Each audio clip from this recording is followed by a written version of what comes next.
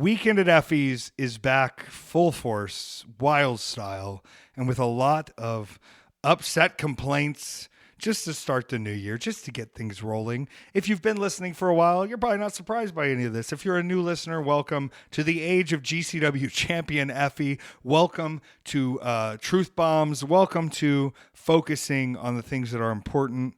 Sign up to the Patreon at weekendateffys.com. Get the bonus content, get the mini episodes, get merch discounts. And if you've got a chance, check out effylives.com/merch to get the newest shirts. You'll understand my tongue is a little beat up after Mance Warner, but we're going to get right into things. We're going to talk about being champion. We're going to talk about the world. We're going to talk about David Lynch. And more importantly, we're going to talk about what it means to keep going on.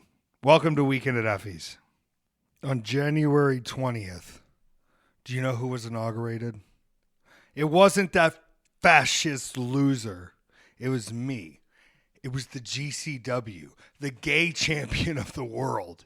That's who was inaugurated on January 20th. And we are now building a resistance built around fuck you. Fuck you, we're in charge. Fuck you, we're not listening. Fuck you, you don't get to tell us what to do. Fuck you. There are 1,000 genders. Fuck you. I'm Effy, electric, fantastic. Fuck you. Either fucking or fighting you. And this is Weekend at Effy's, hosted by your Game Changer Wrestling World Champion, me, Effy. Did that work? Did that sound indignant and angry? Yeah. Should I do it again? Do it again.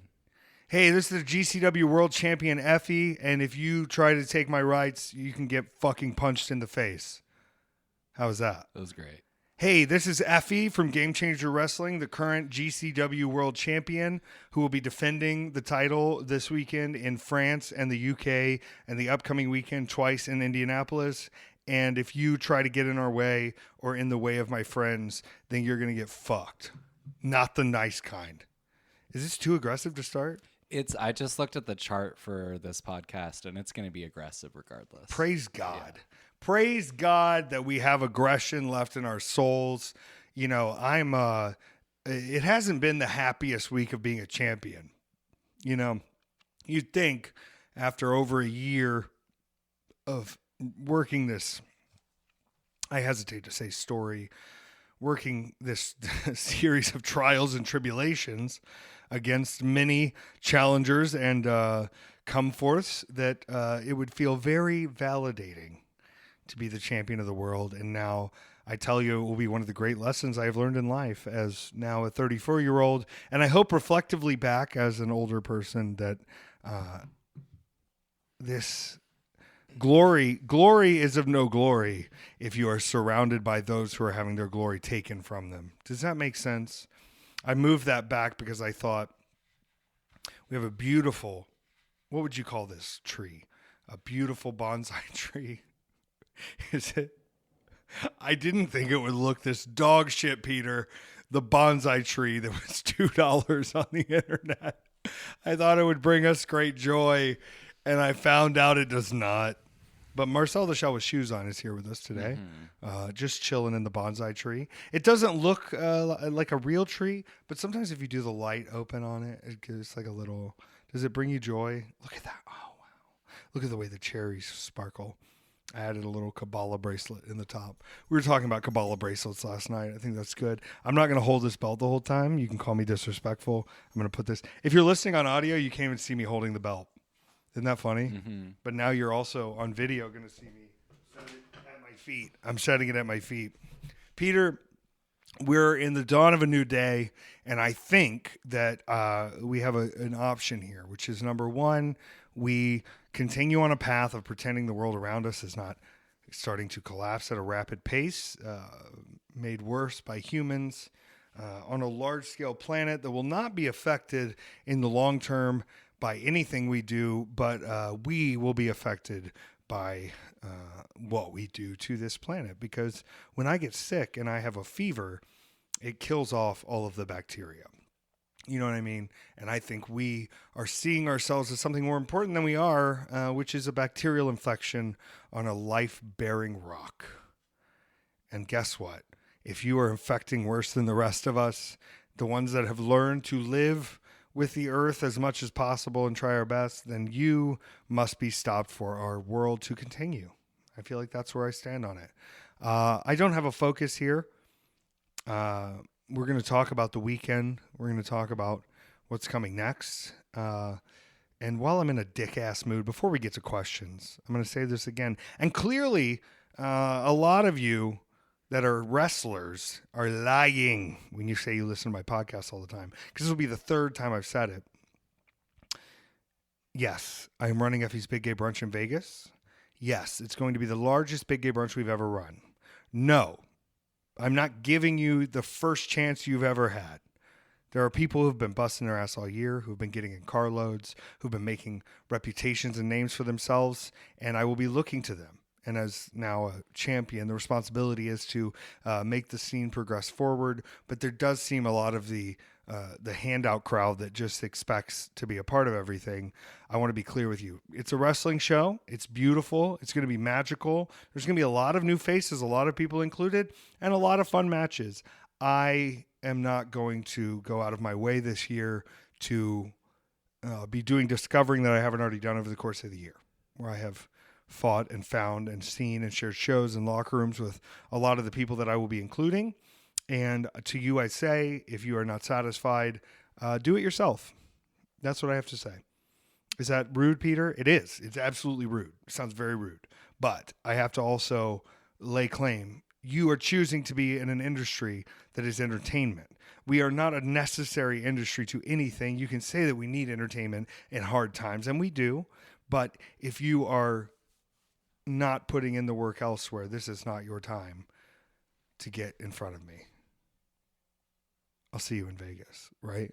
Do we have questions from our lovely Patreon? We do. I feel like I sound like a dick right away, but like I have to kind of make these statements to say like, yo, number one, last week and the week before, leading to what I believe is one of the largest independent wrestling storylines, concluding and ending with me winning a championship. I'm not saying this because I'm a dick. Oh, now he has a championship. He's a dick. I'm saying that you guys were paying no attention to what was going on in my life. You were paying no attention to the things that I had prioritized. And you were continuing to beg for answers and then replying again and emailing again in a time where I had other things to do. Sorry. But not really. Really, I need you to... I don't know. It's a longer discussion. It's hard for opportunities. It's hard to do things. But I cannot... there are people who hold it against me when they are not included in things. And it's not all of you, but it's many of you. And it's not fun. It's very much not fun. This is like not where the conversation needs to be at the moment. Like go make your own fucking thing. You know, we need more things at the moment. We need more things. And I don't... If you can only do your thing in my realm, it's not a very good thing. Right. And... I have lots of things to include. Yeah. And I have 2,000 tickets to sell in Las Vegas for April. As the world is crumbling, I'm not going to hold your fucking hand. You know what I did? I got in cars for 10 hours one way and 10 hours back. I worked matches that sucked in front of people for a long time. I worked in front of crowds of 15 people. I worked terrible wrestlers and kept my body as safe as I could over time. And now I don't need your debut match. Right? I need to come to you after I've seen you doing and doing and doing and doing. Yeah. And struggling and fighting and being. And I'm not saying that everyone has to struggle, but I'm also saying you cannot come to me with no prior experience and think that you are deserving of just some free shot at life. I don't know. Yeah. And the other idea of people who are completely not LGBTQ. Yes, we have featured non-LGBTQ performers before the brunch. And here's how we measure that. Are they good to create a match for an opponent who is LGBTQ and to highlight their skills further and to put them on a higher ground? Are they really, really, really fucking hot? Or are they secretly LGBTQ, which sometimes happens? I try to keep that out, but sometimes you have to go, okay, I'll let you in here and you do what you want with it. But we are not having this is my first time out of the closet battle royal. And also in a time where they're taking our rights, not just we don't have enough spots for gays on our show. No, they're taking our rights to live as humans. I need the loudest, most aggressive, most out there, outspoken people possible. So yes, I am building the brunch. If you are not reached out to, I'm sorry. That's how it goes. But let me tell you, as someone who's done this now for 11 years, not every opportunity is for you. And sometimes being told no was the best thing I could be told because it made me work harder in a different direction. But also, let me be clear before we get to the questions once again. Make sure you're listening to the right people because a lot of y'all would be much better performers if you stopped listening to fucking loser jabronis telling you how to be yourself. Because I can think back to who are still in power, and it's a risk you have to take, who told me how to be Effy, and they were all fucking wrong about how to be Effy. And a lot of y'all are waiting for instructions in a business that requires you cut the fucking trees down in front of you and build a path for yourself. And just because you were able to run up behind me and tap me on the shoulder does not mean you are on the same path. It means you stood behind my fucking machete. Right? But I got to you. Well, everyone can get to me now. Peter, we're going to be all over the place today. God bless you all for listening. If you're not DMing me right now about that stuff, great. If you are, great. And guess what? For most of the listeners out there, they're going, Effy's really on a tangent with this one, and they are not wrestlers themselves. But these are people who are trying to get tickets to the Big Gay Brunch or want to watch the Big Gay Brunch or want to do this. And I'm the most open champion in the book right now. Okay. If we learned anything over the last end of the year, I will say what I want to say. I can be blamed by people for anything they want to blame me for, and I will continue to rise because the work shows for itself. Love me, hate me, I don't really give a shit. The people who are with me, and if they're not, they're probably only against me because they're mad I won't be with them. Now, Peter, let's cut me off here. Let's get to some joy. Our Patreon listeners at weekendateffys.com have the ability to ask us whatever questions they want, on top of getting a merch discount, on top of getting the bonus content, on top of getting the mini-sodes where we talked about such films this week as Master of Disguise, After Hours, Life After Beth, amongst other things like the beautiful career of Brent Spiner. So, Peter, lead us here. It's so good to see you today. I'm so glad we're back recording. And you know what? Before you get to anything else, actually, we're going to be fine. And it's going to suck for a while, and fuck the planets, and fuck the government, and fuck all that shit. We're going to control our destiny. We're going to do our best. We're going to fight it all. Okay? I promise you that. We're not going to be left in the cold. Why is it bad to iron your 4-leaf clover? Why is that, Peter? Because you don't want to press your luck. Okay, we needed it. We needed it. Welcome. How's your computer doing? Did something happen with it? Yeah, it's not great. Oh no. Why? Did it like melt down or something? No, like in the middle of my stream, it just shut the fuck off completely. Oh. Yeah, so they're asking because of that. And I think it's just like I need to either clean out all of the computer or whatever, or just like I've been running this computer for 6 years straight, streaming with another laptop, and I may have pushed it to its limits. But we're going to do what we have to do here to make it work, and we're going to try it out again. So I'm glad I thought you were leading to a joke, and then I realized, yes, I did actually, in the middle of the stream last week.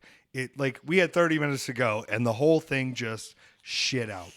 I will say this, as far as the Twitch streaming in the future goes, I am trying to figure out how to make it best fit my life. I don't know if mentally for me, it is the best thing going forward to, on a Tuesday, after a long weekend of wrestling and watching wrestling, to watch 3 more hours of wrestling. And I was doing this as a wonderful thing to show wrestlers who are working really hard and wrestlers who are interesting and wrestlers who you may not know to the world. And I think I want to still provide that in some capacity. But I also think, at this current time, there may be something better I could be doing with that time. There may be something better as far as getting the next generation of wrestlers to be better. Because, Peter, I got to be honest with you, and this is going to sound real dark. Sometimes we're watching matches on the stream, right? And they're very good. And sometimes I'm watching matches on the stream, and people ask me, how do you get so good at commentary? I even had Dave Prazak, who he has been, the indie commentator for 25 years, an incredible commentator, saying, you're very good at commentary, you should do it more. I said, Dave, the reason I'm so good at commentary is because if a dog shit match comes up on my stream, if I'm trying to show people off or I find a match from someone, and I'll tell you this, not all of my matches are the best of all time. I think there's, you look over time, you don't want to give somebody's match from 3 years ago and make the judgment off of that or, whatever it may be.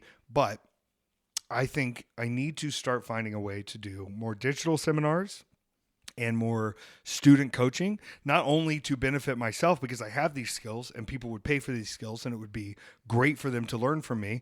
I've only done a couple in-person seminars. They've always been met with a really high, would do again rate. There's so much to talk about. There's so much to get to, and usually I only have 2.5 hours. And I think a regular meeting of that sort of thing could be very beneficial to a lot of wrestlers because a lot of y'all still fucking suck. And I can't keep having 2 good matches and then spending my time trying to sell to my audience that your match is as good as the other matches around it, because it's becoming very difficult. But yes, I've become very, very good at commentary because commentary is an accessory to selling what the match is doing, to putting the story over, to informing the viewer of what is happening during that story, to inform the viewer of moves or techniques or influences that this person may have. And when some of y'all are fucking ass, I feel like, what the fuck am I doing with my life sitting on here trying to make you look good? And in a sense, you will never understand or get better when I'm validating this. On the other hand, you're going, well, why don't you just play all good matches?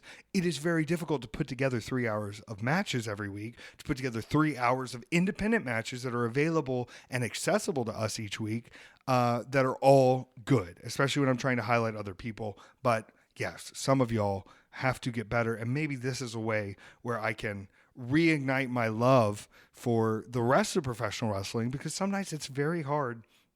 People say, oh, did you watch my match? Did you watch this? Did you watch that?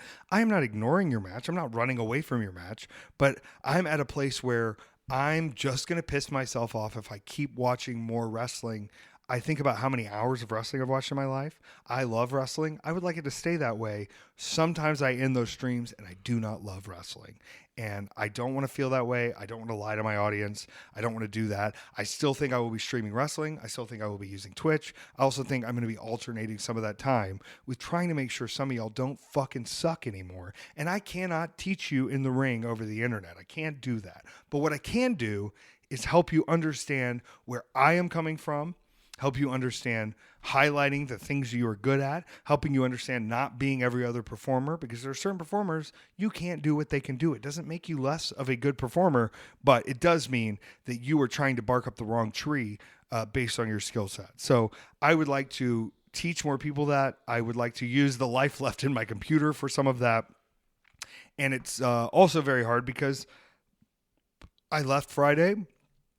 I wrestled. I traveled all day Saturday. I wrestled, obviously, Sunday, and then we'll get into all of that. And then I get home Monday at 10 p.m. By the time it's Tuesday, I still haven't done my laundry, and I have to go to Paris on Friday. And so... Not to mention we all got fucking sick last week. We did, yeah. Like, there's things going around. There's stuff happening. It's... Well, okay. Not always the easiest thing to keep up with myself if I'm doing everything that I'm expected to do on my schedule. Yeah. And I'm not saying I need more peaceful lay around time, but I need to maximize what I'm using my time for, especially in the next year. Yeah. Yeah. I don't have time to just play around.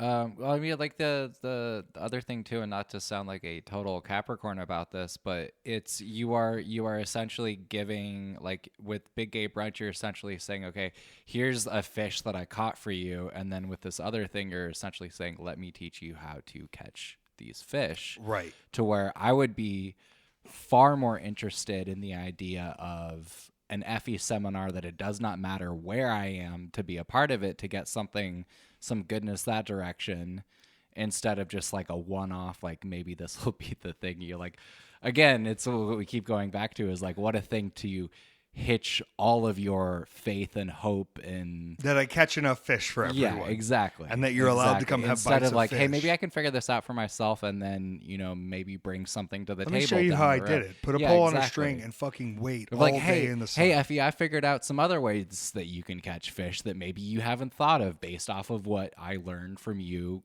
And, even beyond that, let's say someone is trying to give me help or do something helpful. A lot of the times the help, it just involves using Effy to benefit yourself. Right. Whether it be like, I can help you do this, or, we can put out this for you or do that. And you really read into it and you're going, none of this helps me. You've just added more to my to-do list, and you will benefit from this. And so I don't also want to become like any more jaded than I am to people that think they have the right things at hand, when the fact is, you like, for example, this is a very dumb example. The amount of times I get messages from people going like, let me be your manager. Let me valet you. I'm good on the mic. This doesn't benefit Effy at all. This doesn't help Effy even a little bit. This sounds like Effy's going to have to give you some of Effy's payday if there's other people with him. This sounds like you're going to get bookings because you were standing next to Effy, and I don't want that jaded sense to come around. But I don't. People then will also be like, well, you don't respond anymore. I hit you up. I did this. Yeah, I had someone hit me up for a show. They can help with the show doing this. I'm not going to get into the details, but it was not a wrestling thing that they could help with. And I did not respond to their messages because I do not have a role for them. And I don't owe you a fucking response when you're just a random person who the show's not sold out, darling. I'm glad you have skills. I'm not hitting up Father John Misty saying like, I could tell stand up before your concert if you need someone there. Right. It only benefits me if I do that. And I, did not respond, and then they showed up and snuck inside the building of the show to then present me with the way that they were going to help me with this and said, I messaged you, you must not have seen it. And so I think, let's talk about New Year's resolutions again. Some of them have been met. Some of them have not. And that's very out of pocket, though. Right, but there's not the understanding or self-awareness that it is out of pocket. And I've put off such a presentable, helpful, personal thing that their thought is, well, I better just go to him directly. When really the thought is, go get in line and buy a fucking ticket. I've helped so much. No one is here to help me, And there are people who've helped. I get it, but no one's actually... Let me tell you what I need. Let me tell you the gift I need you to bring me at a show, right? My bag is so full because I wasn't paying for a check or a carry-on. I wasn't paying for a check. I was just taking my carry-on. I don't have shirts. I'm not doing merch at Hammerstein when I'm about opening the show and closing the show. I'm just fucking not. It's not worth it for me. I put the shirt online later. GCFEW. It's online at effylives.com/merch. It'll be available for a while. It will be available in London. No one's actually coming up going, what do you need? I need you to go get me Chipotle. I need you to go get my bag from downstairs. I need you to go give a message to this person. And we'll get into more of this when we talk about the alley catch injury in a minute. But a lot of y'all are in no ways helpful. You're at the show. You're at my place of work. And let me tell you the biggest thing you gave me this weekend, the 100 of you standing around trying to help, probably got me sick again, right? When I go to work, I don't need 100 people who don't work at my job greeting me to tell me how much they'd like to work at my job. I'm sorry. This sounds rude. If y'all were actually there helping, it would be one thing.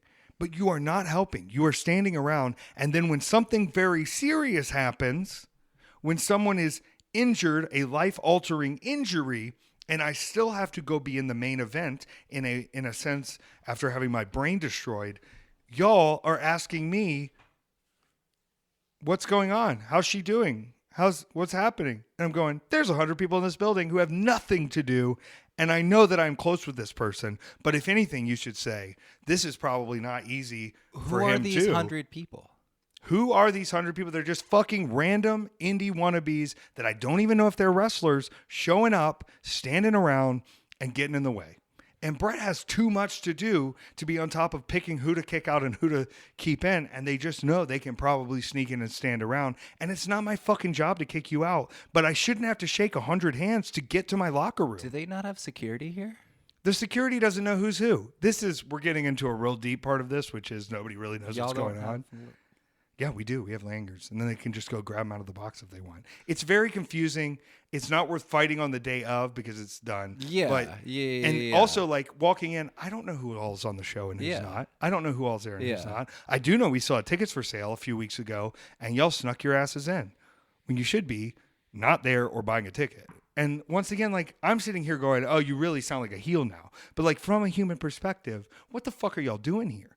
And you know how you would benefit me? Greeting me at the door and saying, which room do you need your bag in? I'm not saying I deserve to have my bags carried. I'm not saying you have to carry my bag. I'm saying if there's something to be done at my show that I'm main eventing and you're just standing there.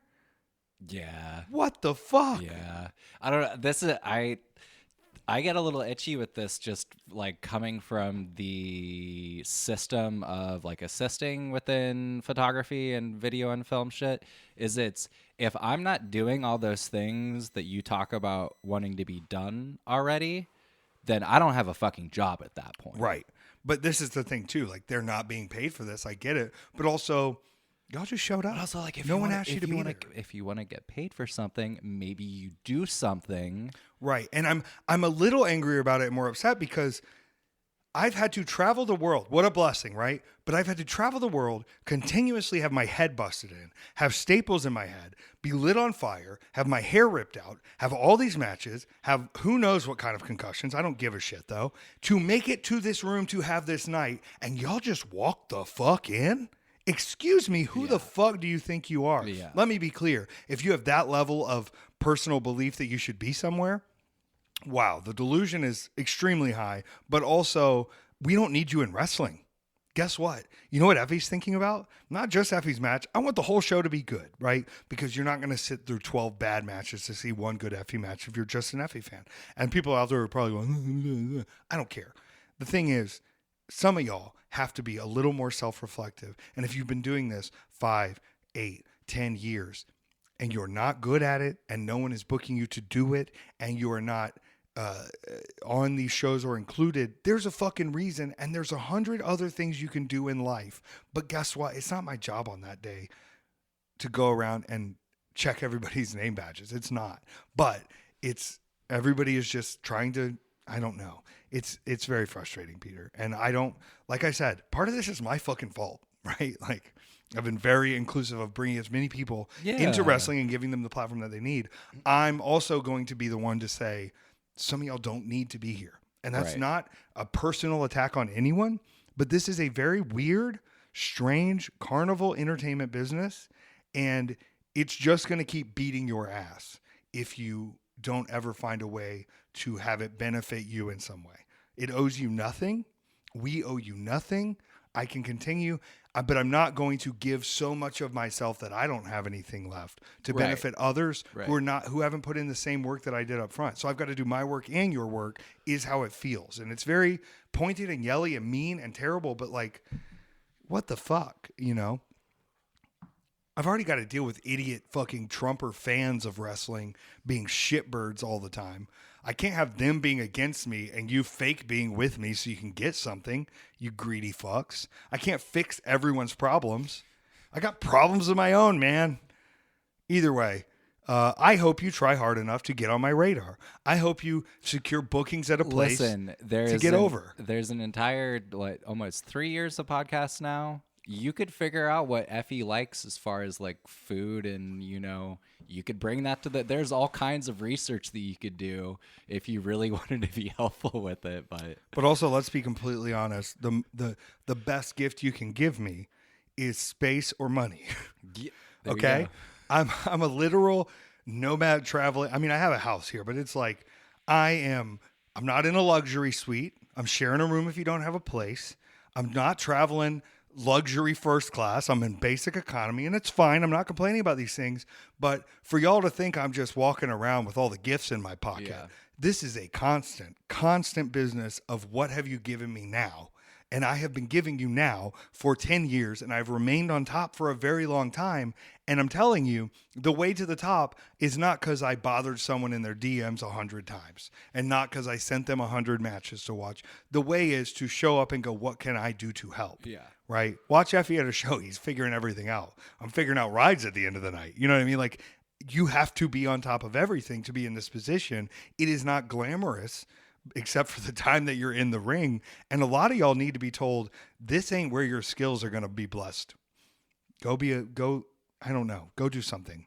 I feel really bad about this whole thing. I feel like I'm really pointed right now, but like, this is why doing the brunch has become so stressful. This is why I have taken off time of doing the brunch. This is why I am anxiety ridden. And I've talked to Brett about it, and he says, I deal with kind of the same thing. People all the time are messaging me. And I think he deals with it at a very high level of constantly. People say, why does he text Yo? He texts Yo to put you at the top of the page because so many people are messaging him so he can get to you in the next few hours. Right.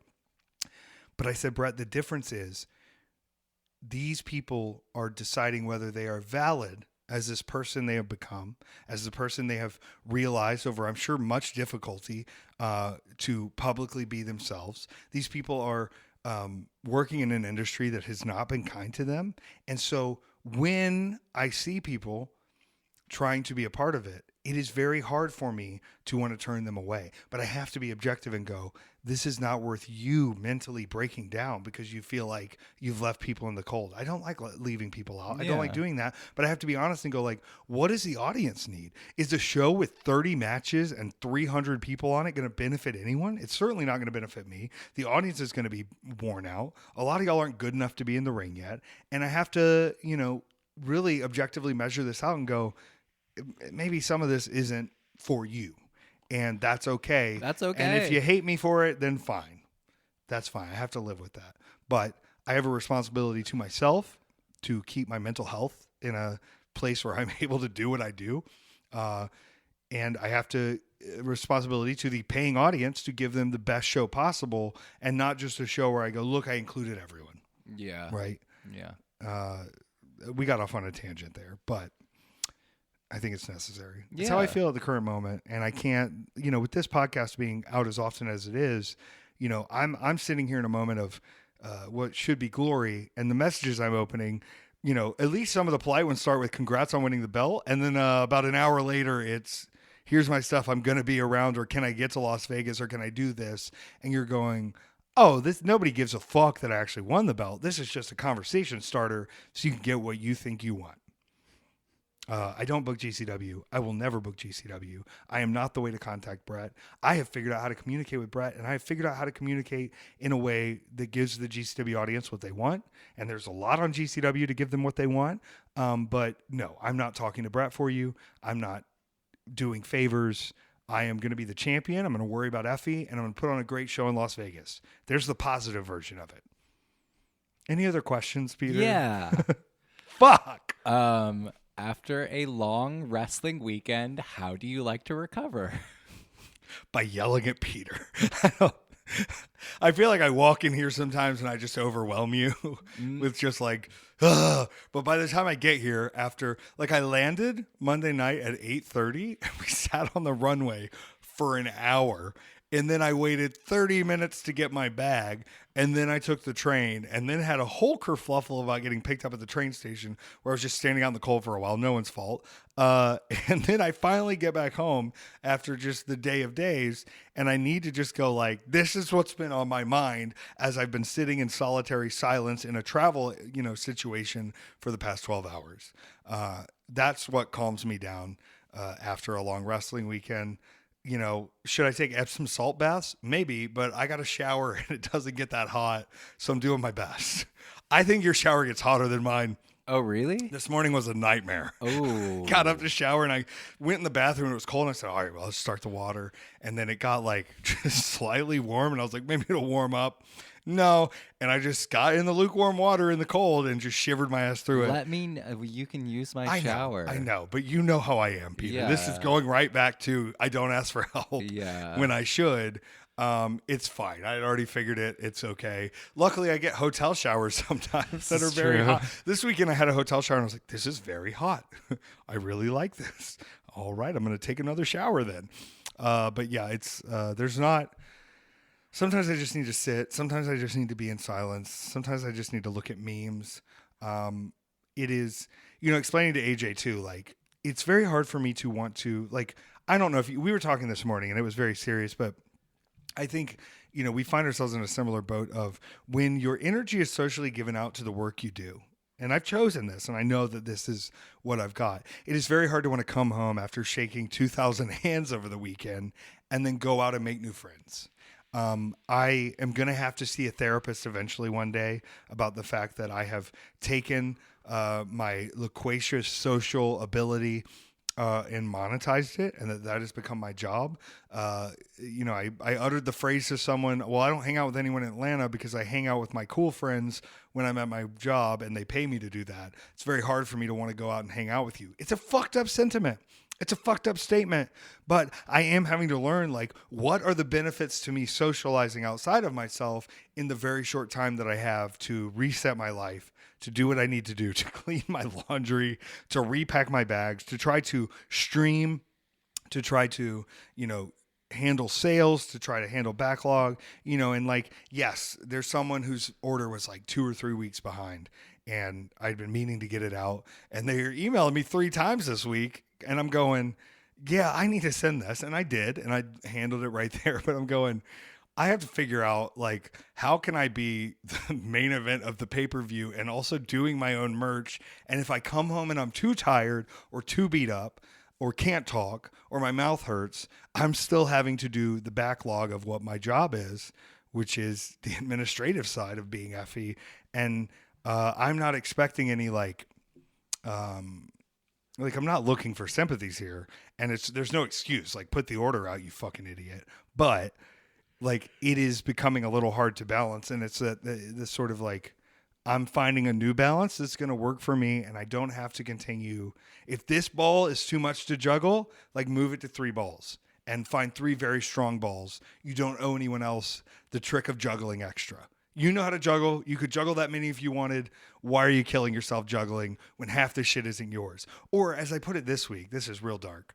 I was talking to someone, and they said, you know, it feels like Sisyphus, right? You're pushing the ball up the hill all the time. I said, yeah, but I'm starting to realize that people saw how good I was at pushing the ball up the hill. And a lot of what's been added to the ball, Katamari Damacy style, is not my shit. And if I gave that ball a real quick shake and knocked all y'all's shit off, you could push it up there yourself. And I'd only have to worry about my ball. And I may not be as strong after a while because I'm not pushing the heaviest ball of all. But I'm real tired of looking behind me while I push the ball. And people are clapping and cheering me on because that's how they get their ball up the hill. And let me tell you, clapping and pushing a ball, very different muscle memory. I'd much rather be clapping, but I'm going to push my fucking ball and I'm going to shake your shit off my ball.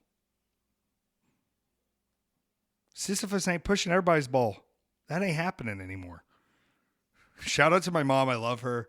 I haven't called her since the Trump administration because I know I'm just going to yell, not at her, but like just in general. And I'm trying to like be polite about everything. I'm not saying she's a Trump voter. I don't think she was, but just in the sense of, oh boy, I just am going to unload if I talk to someone I'm very comfortable venting with. Yeah. You know, love you, Mom. I'm not trying to ignore you. I'm trying to get my mind together before I explode. We're having fun this week, Peter.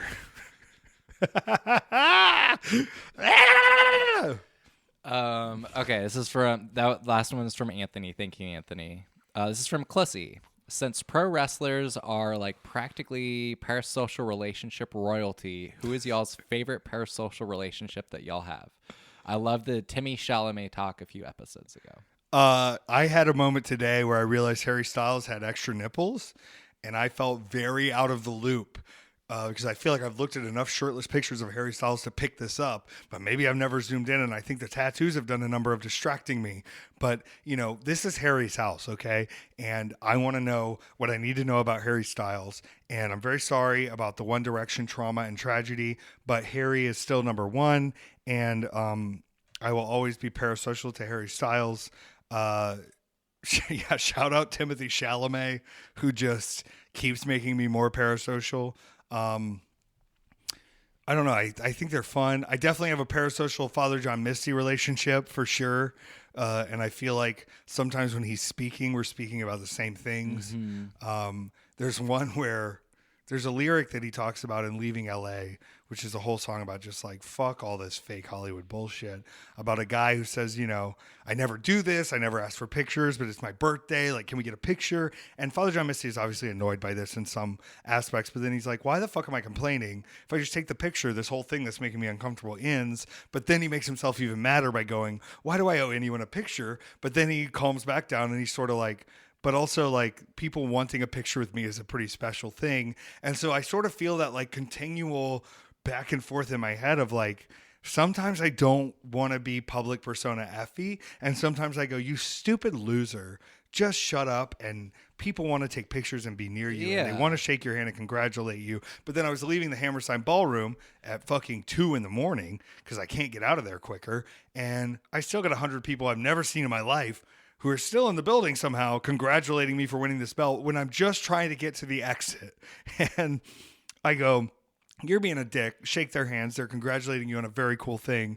On the other hand, who the fuck are you and how are you in this building after hours? I don't know how this is happening. I want to live on that kind of spine. And I feel like Father John Misty often helps me make sense a little of the absurdity of it all. And if you haven't been a Father John Misty listener, you might not like it. You might hate it. But it has been over the course of, I believe, is it 5 albums? Six albums. I feel like it's covered the gamut.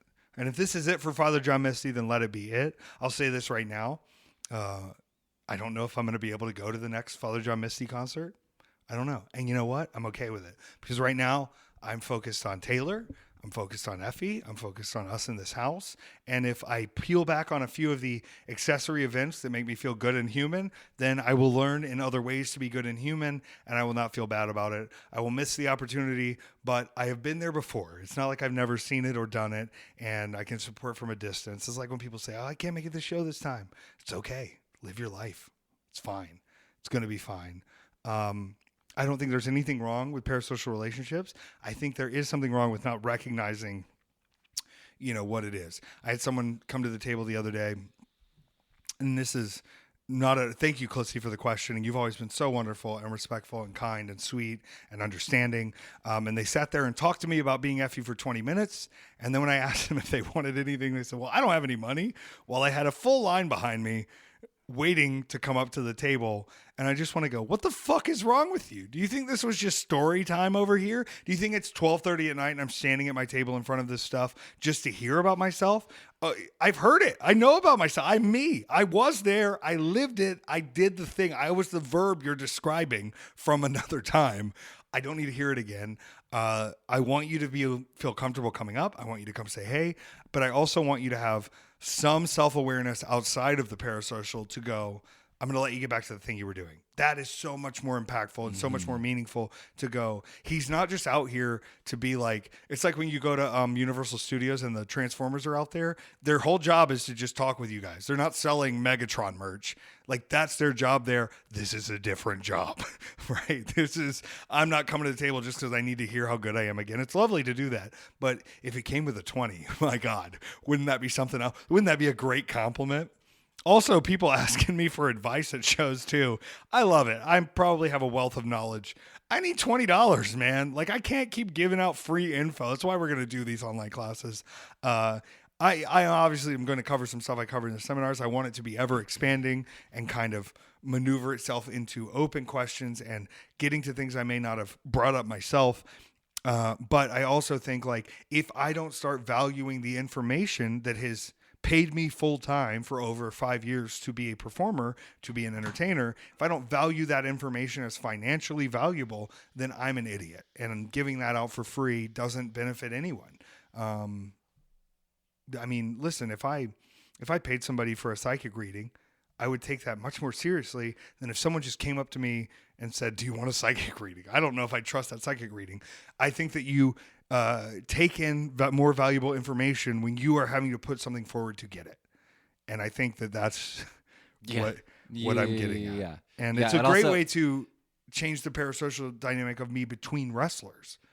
Because it's very hard to explain. Like I can't just give you free information that I have spent my life gathering. I'm not just from wrestling. I've toured with bands. I worked for Hootie and the Blowfish. I performed live a lot. I've worked for businesses. I've taken a business from making half a million a year to $2.5 million a year over the course of 7 years. And I walked the fuck away, which like, welcome to the new age. We got to figure this out. I have valuable information, and there just seems to be, because we have this family brotherhood wrestling thing, that I should always be giving everyone everything. Somehow that seems to be the sentiment. I'm not in a great mood today. This is fun. This is good. Thank you to all our valuable, loyal listeners. I promise there'll be fun moments ahead in the Weekend at Effy's universe, but we're fucking airing the grievances early for it's not Christmas. What is it called? What's the Seinfeld Festivus. Thing? The Festivus. Yeah. This is the start of the Trump administration Festivus. I'm fired up. We're taking out all things, but I have to set boundaries within my own people before I become a liberated freedom fighter. Okay, this is our last question. This is from Julie. Favorite David Lynch things in honor of his passing. Yes, I was going to talk about this on the minisode, and I didn't know if you were emotionally ready yet. I love to clown on people whenever they make social media posts about their favorite musician or whoever the fuck passing on, and this one got me. This one really. I didn't want to have to walk out and tell you. Legitimately, I almost sat me. at the door and was like, maybe he'll figure it out on his own. Yeah, no, it's no. I came in and had to lay that one out. Yeah, it's really hard to put into words exactly. Again, I guess this is getting into the parasocial thing, which, again, I would love to clown on. Like, you don't actually know these people, but it's like I've spent so much time with him over the course of my life and his work that it is very hard to feel like I don't know him, you know? And also, I mean, you've had a pretty heavy refocus, you know, not to just shout out Blank Check, but we've been... That's my biggest parasocial. We've been lynching sure. really hard this year, too. You know, I was thinking last night, I've never seen Inland Empire, and I've heard only horrible things, and I would love to just sit in, because that was the final movie, or did the last Twin Peaks count? So the last Twin Peaks is the final. So I need to do the last two then, which is Inland Empire and the last Twin Peaks, to really complete it. And I think, you know, when you think about death, it's very hard because it's what's taken from us, right? In my mind, David Lynch doesn't have to worry about the world anymore. And reading on the reports and having to do with the wildfires, and of course, you know, him already having emphysema and having breathing problems. This is all like, it's horrible human stuff. But what you have to realize is like, he was taken from us, but he wasn't taken from himself. His energy reached a point where he said, my living energy, and I don't think he said it, but the living energy did not need to pass this point. And to have him pass and then to have his birthday right around the corner to sort of kick in the dick. Seeing all the David Lynch posts on the inauguration day made me very happy. And I think we would have still had many happy birthday David Lynches, but it sat above the rest of some of this stuff. Because you haven't seen The Return, so you don't have the context for Fix Your Hearts or Die yet. I don't. It's like it's, I don't know, you kind of can't make up the way that all of this stuff lined up pretty perfectly, but it's like, I think that is going to be the thing that we take forward from his work, which is a very specifically pro-trans statement. And like, I mean, you can't change that. You can't shit that's not metaphorical. It is very direct within the context of the show, and it comes out of his fucking mouth. And it just has this weight behind it. Yeah, and I think the weight even sits heavier now. Obviously, I need to go in and watch, but seeing those clips continue to pop up, you know, they're going to try over the next 4 years or so, or more than that, to completely dismantle, beyond just being trans, any sort of freedoms outside of what they want, and make them very difficult to achieve. And for us to survive this, it's very, David Lynch did his part, right? And he got through, and he's no longer with us. But to me, it goes, okay, well, wherever I end up, I'm here now. And I'm going, man, it is a little lucky David Lynch is not having to live in this world. But then I'm going, this world is existing because there are not people like David Lynch standing in the middle of it. And we have to sort of be the David Lynch voice and not mince our words and not be afraid to express ourselves and not be nervous to go against what, you know, the government is telling us to be, because any law you make, any thing you do, all of these things, they require, they cannot change our minds, right? We believe what we believe. You can make things harder. You can make it difficult. You can make, you know, people feel less than, but more than ever, much like David Lynch, we have to be very direct in that we will not think like this, no matter what the laws are, no matter what the Supreme Court is saying, no matter what the government is saying. We will not change our minds on what we have already decided, that many of the people in this country have decided, which is people are not illegal. People's genders are not to be defined by the government. People are just trying to live in a way that makes them want to actually live. And all this hatred, all this vitriol, I think if you went around and talked to people and looked outside, yeah, there's a lot of people who are not on our team. They're going to be emboldened. They're going to feel like they can get away with more. But because of that, I hope there are more of us that will stand and go, I'm not going to let this be said or be done without getting in the middle of it at least somewhat. And for David Lynch, a notably straight, cis, heterosexual man, to feel this impassioned towards protecting trans people and protecting, what is being said or done about trans people, I think should be a sign to many of us that you don't have to be involved in any of this to say, no, I have a very direct opinion on this, and nothing you do or say is going to change the way I feel about those people in my life. So God bless David Lynch. God bless what he gave us. If you think David Lynch is just weird stuff, good. Stay the fuck away. It's not for you, you fucking losers. Yeah. Because we are weird. We love weird, and we know what you're saying, David. And it's beautiful to have creators that have lived and existed in our time that are like him. And I hope that he continues to inspire new voices to be heard, because, I mean, you see the Lynchian influence even before his death he changed all of cinema in a way that gave people permission to express themselves outside of what the expectation was. And I read the story about him and the studio exec that came on set, and I believe it was for Twin Peaks 3, and he gave him a fake part in the thing to keep him busy all day so that he wouldn't bother them while they were doing it. He said, I'll stroke your ego and make you feel like you're a part of this to make sure you don't do anything important to change my art. And guess what? We're going to have to scheme them and trick them and fuck on them and do whatever we have to do, but we will preserve the truth of our art, and we will not let anyone tell us how to do it.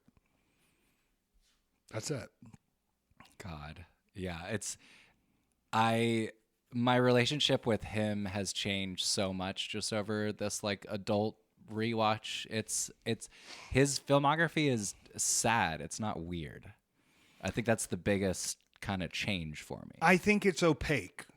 I think you have to really be close to the glass with your face almost on it and feeling your breath to fully see what he's doing. And it's very easy from a distance to look and go like, I don't even know what's going on in there.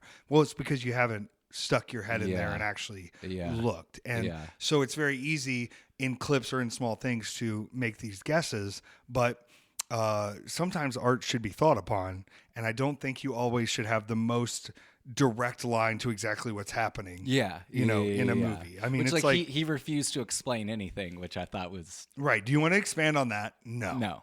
And I saved that meme right away just because I don't always. Sometimes you're asking artists to expand on things because you want them to slip up or you want them to express a certain way of how it should be seen. They already know what they mean by the art. You can gather from the art what you want.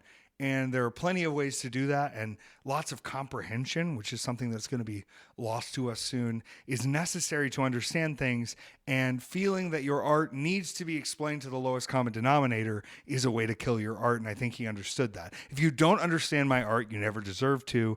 And if you love my art, I'm glad you paid attention. Right? Yeah, absolutely. Absolutely. Oh, I just have to tell you that this is going to be, I'm going to tell a story. It's going to sound fucked up, and I'll get to the rest of the weekend. You would think that after this whole, over a year, if you go back to the beginning of December of 23, when Mance Warner broke my nose with a knee attack against Fatu and Juicy, up until January at the Hammerstein. Really, there's over a year of a story leading to this night. But if you really watch the match that we gave you at the end, there is far more than that year there, because the last time at Hammerstein, I was met with the guitar of Jeff Jarrett and lost on one of the biggest nights of the year. And a lot of people in bad faith decided that they were not into GCW after that. And sometimes as an independent company, when you take big swings, when you go big, there are things outside of your control that make things difficult to do the way you want. And so for us to finish this story with only GCW originals, without including these outside forces, I think gave a bigger message to the completion of the story, which was we can do what we did. That was the biggest thing we've done. We can do this again without including everyone else. And especially after what we've dealt with over the last, end of the year. Bebop. what we've dealt with, through the end of the year with, all of the drama between companies, I think, especially looking at where America is and wherever those people stand on the spectrum, it's going to be very hard in the future to disassemble these monopolies, right? Bebop. With the way most media and companies are going, we are looking at a lot of monopolization, which we have tried in this country for the past 100 years to create laws and standards that don't allow this. But because we have created laws, they have found loopholes that build themselves around the laws, much like making THCA in Georgia, where you go, oh, we can't have weed. We'll just chemically alter it into something worse, and then we'll make it. Technically, we're following the law.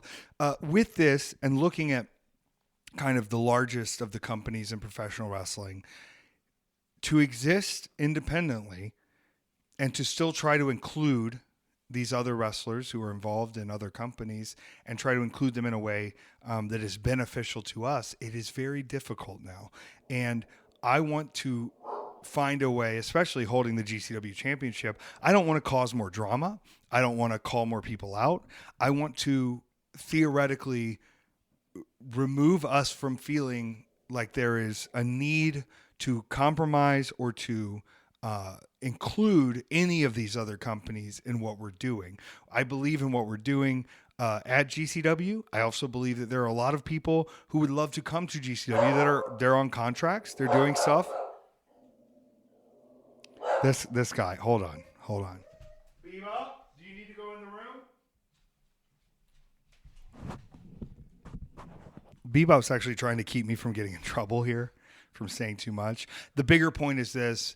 I am very honored that the night ended with Manser in the ring, with me in the ring, with Cole Radrick coming in for the assist, with still getting to tell the story of where we have come from the past Hammerstein show over 3 years ago to where we are now. And I have loved the crossover of being able to use these talent from other places. But looking around now, I go, okay, do we need to even pretend that we're in the same realm or that we are doing anything that requires their help? I don't want to cause any more guesses of issues. I don't want to cause any more, kerfluffle that points to me. Once again, I've had 100 people come up to me and go, none of that was really your fault. I should watch my mouth, but I was made an example of. And it's because we were playing alongside them that I was made an example of. And I don't want to play alongside anymore. I'm not looking for other work. I am looking to be independent still. It is very fucking difficult to do that. But I can promise you what you see of Effy is what Effy wants to give you. There is not an outside corporate influence telling you how Effy should be, how Effy's matches should be, how Effy's, presentation should be done. And we have now put that flag in the ground, love it or hate it, to say, this is our company. If you want to come here, don't cause problems for us, and we won't cause problems for you. It's going to be a difficult, weird road. I want everyone to succeed. I truly do. With the health of the wrestling industry, if everyone is succeeding, we're all doing good. But I am not going to find myself in those waters again where I can have things I've said or done be turned against me. And so, yeah, I may feel a certain way, and I'm not censoring myself, but I'm choosing what to say publicly because I am not giving you room to use me to blame for your shortcomings. I'm not doing that. This was a very rough night, though, right? For us to lead a full year or more into Hammerstein and have, the night we had, there's something about it that feels somewhat cursed, but I also look and go, this is what the story I was going to tell. I was thinking the other day, really meditating on what some of the best days of my life were, top days. And one of them that I couldn't get over, and I didn't want to include it as one of the best days because this was a day that some things went on. This was kind of the start of issues between things that, ended up with Allie turning on me. But it was the day me and Joey Janela got stuck at the beach. And I missed the LA show. And we had a 9-hour layover. And we just walked around Honolulu. And we laid on the beach. And I ate Dole Whip. And I bought a Bagoo. and I bought cute shorts, and I got back on the plane, and I went to Utah, and I had a big breakfast. I sat in a jacuzzi, and I went to bed until it was time for the show. And part of me says, well, that can't be a good day because there were things going on with your friends or with people, arguments or whatnot, that were very difficult emotionally to deal with later in the week or at a later time. And then I thought, no, I have to take the good with the good, and I have to enjoy it. And Hammerstein felt like the opposite of that day, where a very, very good thing was happening to me. A very good thing was happening that I had worked very hard for. Yeah. And it was marred across the board by not only, things that happened that were freak accidents. I mean, watch the footage. It's a freak accident that happened with Allie Katch. I'm standing there, and this isn't about me too. Like, I have to be clear. I want to support Allie. I want her to recover. I don't care that she turned on me anymore. It is what it is. You ever had a fight with your sister, your brother? Well, I don't know. But me and my brother at one point were hitting each other in the head with golf clubs because we hated each other so much. I one time turned in my brother to my parents for dealing weed out of the house because he wouldn't deal it to me. Wow. We're still friends now. Yeah. We're still close now. Yeah. And these are things that should have, if it was a regular person, should have wrecked your relationship. And I feel that sort of relationship with Allie that is, I hope if you're frustrated with me, you take it out on me. I hope you don't hold these things back. I hope you're not sitting around forever going, I have to pretend to like this person. I'd much rather you punch me in the face than fake like me. I'm sorry. And that's just who I am. And so to see this happen so early into this match, that is supposed to be picking us for who is going to be the number one contender to Mance Warner's championship, to have her not even really get a chance to show what she could, to not have a chance to give her that match. And then, of course, there are plenty of people who don't like Bussy. Let me tell you why. Because the two pansexuals who are very loud and named after Butthole Pussy are probably messing with your standard of wrestling, and good, fuck you. But to give them the satisfaction of thinking something went wrong or we were not performing correctly, I did not want to give them that. And then to have her have this moment taken out from under her in such a crazy, weird way. I mean, you watch the footage and it's like it caught weird. And then the padding on the floor required by the New York State Athletic Commission. Her boot has very good grip on the pad. The pad does not have very good grip on the floor. And so when that landing occurs, yeah. And I mean, a double break, very difficult. And you stand up and look around the room. You're checking on her. You don't know quite what's going on yet. You stand up and look around the room and you go, this is in no way how I would have put the bet on this night going. It'd be one thing if they just said they didn't like the match. It'd be another thing if something went wrong where the wrong person got pinned or something happened. But to have the rug pulled out under you after 2 minutes and then finding out that the show cannot continue in any capacity until the paramedics are back in the building, when they're sitting on the outside trying to convince her to take a $7,000 fucking ambulance to the hospital and then deciding to call another ambulance we have to wait for. And honestly, thank God for Kerry Morton, because he killed a lot of time in there during the period where we could not have any wrestling. But, you're sitting here going, okay, well, this is already a mess. And then mentally, my head is with her, right? You can believe what you want to believe. With that being said, with me keeping up with her as much as possible, thank God Steph DeLander, fuck all the kayfabe. Thank God Steph DeLander said, I wanted to be here to watch the main event with y'all. I wanted to be here around. Her mother was even in town. And she said, I'm going with her because none of these other idiots. Another thing about 100 people standing around is, obviously I want a friend to go with her, and I think Steph was the right person. But there's 100 of y'all not on the show and not involved in the main event, not a part of any of this. And instead of actually jumping up and going, I'm not doing anything here. This is a place where I can actually help. Let me make sure I get her stuff. We have Veda Scott on commentary saying, I have 2 matches where I don't have to do commentary. How can I help? How can I pack her stuff up? How can I get her stuff to her? Steph DeLander, whose husband is in the main event, going, I will go with her right now. I will make this happen. And once again, this is why it's even more frustrating to have 100 people standing around going, what the fuck? What are you doing here? And when something goes wrong and we need hands on deck, people are coming up to me who are not on the show, one after one, saying, have you heard from Allie? How's Allie? Is everything okay with Allie? When I am mentally fucked in the head right now because of this and have to be in a main event, there's 100 other people you should ask. And how did you even find the locker room that I've locked myself in privately to not be a part of any of this right now? I clearly care about Allie. I want to make sure Allie's okay. I am checking on her as much as possible. Y'all go ask someone else. I still have to be the main event of the show.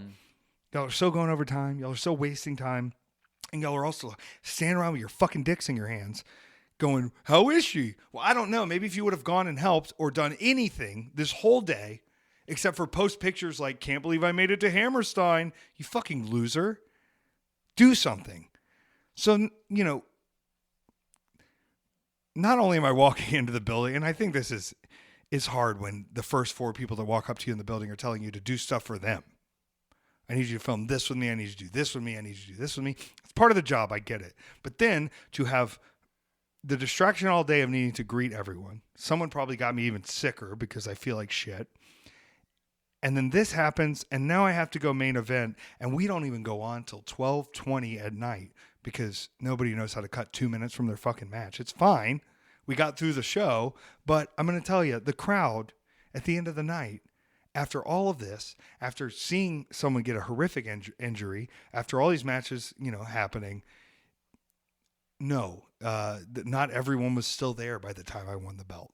Not everyone was still in the room by the time the match was happening. No, I wasn't going to shorten my match anymore because we were going on this late. This is a title coronation match for me where I am trying to be the champion of GCW, and I'm sorry it's late. And I'm sorry the Hammerstein fucking sucks and doesn't serve food, and that the security are dicks, and that the New York Athletic Commission is not cool to us. But guess what?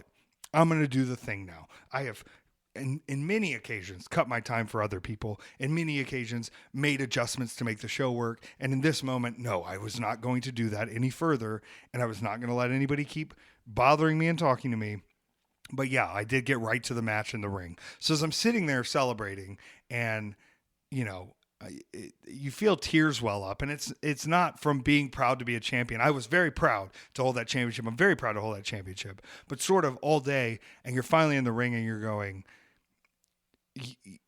sometimes these things do not look the way you want. And I don't want to be holding this knowing Allie can't have a match for 6 months to a year. Yeah. I don't want to be holding this knowing people are missing their trains because I'm going on this late because of things that occur. And it's very hard to take that same glory that you thought it would feel like when your best friend's laid up in the hospital waiting for surgery in a few hours. And, you know, I had a lot of people saying, well, did you go visit her? Did you go visit her? By the time I'm out of the building and going, it's almost 3 a.m. She had surgery at 7 a.m. I doubt the hospital is just going to let me walk in looking like this. And for that many people to ask me, you start feeling like, am I a piece of shit for not going? No, I'm checking on her every day. I'm getting her merch checked in. I'm making sure she's still selling merch there and having people pick it up. But then at the end of the night where I'm going, can somebody go get Allie's merch for me from downstairs? There's still 40 people standing around who could have done this, and we have to send someone to go do it who is on our team constantly. It's very hard to want to see any of you fuckers at shows when the shit hits the fan and none of you are actually helping in any way. And if you want to be noticed, what a way to be noticed. There's a lot of y'all I would never include on anything I'm doing at any point because you were useless and you wasted more of my time in a crisis situation where really it should have been someone knocking on the door and going, hey, update, they've got her handled, we've got her merch to her and everything's okay, she's going to go into surgery at 7, instead of going, Effy, is everything okay with her? While I'm trying to get a match together for the fucking world championship and sitting in the back for 3 hours and 45 minutes between her getting injured and me actually going on. Do you know how mentally not there I was for that? Yeah. It's very hard. And so for me to say that the day there were issues and Allie fortunately was brought back and we got to do part of this feud at least and do things, for that to be one of my best days, and then for me to win the belt, that to be one of my worst days, it's very weird and throws you off. And knowing that winning that belt at midnight, it's very hard to want to celebrate while your sister is laid up in the hospital. I'm not going to throw up the GCFEW shirt right after the show like I was going to because it looks really shitty when I should be retweeting her GoFundMe and people going, well, it's your medical bills. Why didn't you have insurance? Guess what? We're indie. Brad, I'm sure will help in many ways. But it's not just the medical bills. It's not having work. It's being off your feet. It's having to order delivery groceries because you can't go to the store. It's having to figure out, how you're going to afford the things in your life. And so then, you're logging on, and not only is it, okay, it's congratulations, Effy, and it's, I hope Allie's doing better. It's then people just being shitty, and it hits you even worse when you're there. Someone saying, learn to catch a dive. And I'm watching the footage 100 times going, I caught the dive. This is a freak accident. This is not on either of us as performers, but you get in your head about it. Or having people be like, oh, like, why she need a GoFundMe? Don't even pay the hospital bill. It doesn't matter, blah, blah, blah. Why isn't GCW paying for everything? And you're going, you don't understand how anything works, and you just want to be a piece of shit. And I shouldn't let any of it get to me, but I'm sitting there after the match and after the show, and for once, I was alone in the hotel room, right? And I always am thinking to myself, if I just had a few hours alone in the hotel room, I'd be more social, more gregarious. And for once in my life, I just wanted other people in the hotel room, and I had none of that. And I'll live through it. It's fine. We have a lot ahead. But emotionally, it was such a fucked day. And it is so hard to wake up the next day and go like, first day as champion, while I'm looking on the screen, watching that fucking fascist take over the country and continue to dismantle people's rights. Yeah, incredible. A gay man has won the GCW championship. This is one of the highest independent belts in the world, globally defended. And I am looking at my friends having their rights immediately taken. I'm looking at deportation of people who are the strongest labor in our country. I'm looking at Nazis reappearing, and I'm going, what does it all mean if I've worked towards being the champion and worked towards progress and worked towards change, if this is the fight we're up against? But God, then I thought about it and said, what a great time to be champion, because I'm not going to put up with any of this shit. I was born with a lot of privilege. I'm a tall white man. I'm a cis male. I think that there are a lot of things I have going for me that other people don't. And because of that, I've always put myself in the front of the situation. I'm not chopping the jungle just for me. I do feel a responsibility to use what I've been given to move forward and do it. But man, it is fucking hard in the face of all of this to keep having that fucking spine and to keep having that courage. It's very difficult. But guess what? I'm going to do it. I don't know anything else to do. I don't know how else to do it except for to keep sticking it in their face. And if I'm feeling this sense of dread, I'm thinking about people who don't have the privilege I have or the blessings I have, that their dread must be so much worse. And so fuck you, Taylor, for even thinking you can step back now. If there ever was a time to be the champion, it is right now. And people can go, oh, it's fake wrestling. It's this, it's that, blah, blah, blah. I don't give a fuck anymore. I'm holding the belt. I'm going to speak. And you're going to tag me as the GCW champion has said this. And it's not going to be about other companies, and it's not going to be petty. It's not going to be shady. And it's not going to be how you don't use the own people on your roster when you have 200 people. And it's not going to be about how, you're working with Saudi Arabia. I got issues everywhere, man. But I have so many other things to deal with that I have to just focus on the path in front of me and stop worrying about what Susie Lou and Dickhead Richard over here are doing in their own fucking world. I have to just fight forward.